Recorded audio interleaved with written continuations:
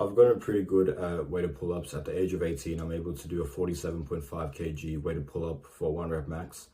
I can rep out 40 kg for 5 reps, and I can even do unweighted 32 reps of bodyweight pull-ups. Not just pull-ups, other strengths, other lifts has gone up as well. If you want me to give highlights, 120 bench, 120 kilogram bench, and a 75 kg weighted dip. But despite all that, you wanted to know how to get your weighted pull-up as strong as possible.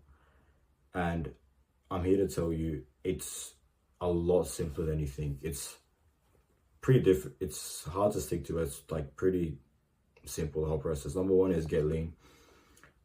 I would never be above 20% body fat in general, just in general. And also for the goal of specifically pull-ups, you want to be under 15% body fat for as long as you can. And that's just going to make this whole process way easier. So if you're way above 20% body fat, you need to get on top of that first. Like, that should be your main priority. If you're above 20% body fat, you need to get under that. If you're above 15% body fat, consider dropping your body fat even more. If you're between 10 and 15%, then you should be good for the next step. By the way, if you want a full breakdown of how to get to that desired body fat percentage, and specifically how to keep getting your pull-ups stronger once you're lean and aesthetic, then click the link below to join the school group, and you'll get a full guide, courses on how to do all of that. Once you're between that range of around 10 to, at a stretch, 16, 17% body fat, the second goal is to get good at pull-ups. So your main constraint now is not how much muscle you have on your back. Your main constraint actually is how good you are at pull-ups. So I would do pull-ups more often, more frequently, and you actually want the intensity to be lower. So if I just gave you an example, what would you say to the guy who's on his first day in the gym and he wants to get his bench press up, and what he does is he just does 100 kg on day one, and all he does is he does it like once a week. He just does 100 kg, fails it every single time, and that's his only workout for bench for the whole week. You would say that guy's being dumb. That wouldn't work. The same process here. We can't just do as many pull-ups as we want, like with no frequency, super low frequency, and expect great results. We need to train a bit less than what you're capable of, keep something in the tank, but go super high frequency, do pull-ups as often as you can, get really good at pull-ups. This is the equivalent of if you're someone that's studying for a test. You want to do as many practice papers as you can. You want to get comfortable with the movement pattern. You want to get comfortable with, for example, with the the question types. You want to get as comfortable as you can with that. Once and specific guidelines, I would say, is 7 days a week, 5 sets a day minimum. And if you're starting at a really low point, which a lot of people are, 1 to 2 reps, if that's your max, then maybe even up to 10 sets. So you want to be doing 25 or more reps in a day, maybe even up to 50 reps in a day. That's what I used to do, 50 reps in a day for pull-ups. So that would be step one. Step after you get lean, you want to grease the groove and do pull-ups as often as you can. Step 2 is now your pull-up count should be up to 5 or more. By the way, if you want a full breakdown, exact like sets, reps, everything, it's in the school group. Once your pull-up reps are up to around 5 or more in a set, then you can start experimenting with weighted pull-ups if you want. So you actually don't need to wait until you can hit 10 or more reps if you don't want to. I often just tell people to hit that goal of 10 to around 10 reps for the set, just so they get practice on being good at pull-ups, right? But you actually don't need to do that. All you need is around 7-8 reps, then you actually get some leeway to get you to your 5 reps in a set. So once you're at that point, you can start adding weight. First thing I would do is get a 1.25 kg plate and start adding that. Don't go straight to the big 5s, the big 10s, because you just fully won't be able to handle that weight on the weight belt when you do pull-ups. So the way we actually want to progressively overload with weights is these 3 variables we change: reps, sets, and weight. The order we do this is sets, reps, and weight. Sets, reps, and weight. Tell yourself that again. Say with me. Sets, reps, and weight. We want to change first the sets, then the reps, then the weight. How do we do this? We start off with 3 sets of 3 at your starting baseline, whatever that is. So let's say it's 3 sets of 3 with a 1.25 kg plate, which a lot of people, like, you could get that very quickly. 3 sets of 3 with a 1.25 kg plate, and you first add a set. So you go 3 sets of 3, then 4 sets of 3, then 5 sets of 3 eventually with a 1.25 kg plate, resting 2 to 3 minutes between sets for your optimal strength production.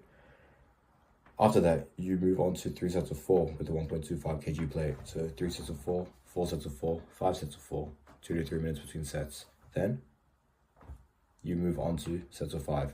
3 sets of 5, 4 sets of 5, 5 sets of 5 with the 1.25 kg plate. So you see how in 3 sessions, session 1 we did 3 sets, session 2 we did 4 sets, session 5 we got up to 5 sets of 3. By session 3 we got up to 5 sets of 3. By session 6 we got up to 5 sets of 4, and by session 9 we get up to 5 sets of 5. So it's a very gradual process. If you're progressing faster, if you're new, you can often do 2 sessions of progress in one, or you could just honestly just do the increase by reps. But this is for everyone. Everyone can at least get this level of progression, and if you want to progress even faster, you can just do progressing by weight or progressing by reps. Me personally, I'm decently advanced now in pull-ups. Like, if you're at the point where you can do those 2 big 20 kg plates hanging off you, you would probably be intermediate or advanced, and you would have to progress a bit slower than when you started off. So that's what I would do. Eventually, you'll be on 5 sets of 5, 1.25 kg, then bump the weight, go up to 2.5 kg. This method is pretty slow and gradual. The benefit is, though, that you will not experience a plateau. It would be genuinely, like, difficult to experience a plateau doing this, unless you're heavily bulking at the same time, whatever. But assuming you're eating at maintenance or even in a slight deficit because you're trying to get down to 10 to 15% body fat, it would be pretty hard to get a plateau on this. If you're purely increasing weight, you're going to plateau very quick. If you're purely increasing reps, you might also plateau quicker than you want. If you're doing this method, it's very hard to plateau, and you can ensure that you keep making those strength adaptations and you keep getting stronger. And the process is literally just milk this process out for the rest of your training career, pretty much. Sets, reps, weight. Other things you can manipulate is if you're doing if you're doing pull-ups twice a week, you can go up to 3 times a week, or you can even go up to 3 times a week. So every second day you're doing pull-ups, and you can also add in a light sort of technique day, if you want to call it, or endurance day, if you want to call it, where you're going about your day, you just do your normal set of all out, just go all out, do a bunch of bodyweight pull-ups, spam them, get really good at the movement pattern, and you can focus on your technique and refine that a lot more. I personally don't do this because it's a bit try hard, and I don't feel like I need to. I don't think it's worth I'm honestly just not bothered to do that. But if you want, you can. If you just want like the basic, like, sort of minimalist routine, it's literally just train pull-ups every second day and go heavy weighted, and everything will be good. A quick note on endurance versus strength. You might think that as your endurance grows up, you'll get stronger. But what would you say if I told you the best way to improve your 100-meter time is first run 100 meters, then run 110, then 120, then 130? You'd say that's kind of dumb, right? That's what I would say to the person that they would think that increasing their endurance would also increase their strength. It would work to a point, but it would be far smarter to actually work on increasing your strength, and thereby your endurance would also go up. If you can, for the beginner, anything's going to work. For the beginner, running 130 meters is going to maybe somehow increase your 100-meter sprint time, but it wouldn't be optimal, right? For everyone, getting your 100-meter faster, getting fit at the 100-meter will just make you a better athlete in general, will make you better at all the other aerobic events. So increase your strength on the pull-up and your endurance will go up. I personally went from 15 reps in a set to 25 with very little increase on 1 rep max on my pull-up. But when I went from a 25 kg pull-up to a 45 kg pull-up, my reps shot up from like 25 to 32 without even training it. So that's what I would say for the point about strength on the pull-up. You honestly just want to have your pull-up just be as strong as possible. Just get as much weight hanging off your waist as you can. and do a rep with that, and that's what your aim should be. Strength standards. You're no longer a beginner once you can do one plate. You're an intermediate, or you're properly strong when you can do 2 plates. And I'm currently working towards 3 plates. I think that's going to be very cool, having 3 20 kg plates hanging off your waist.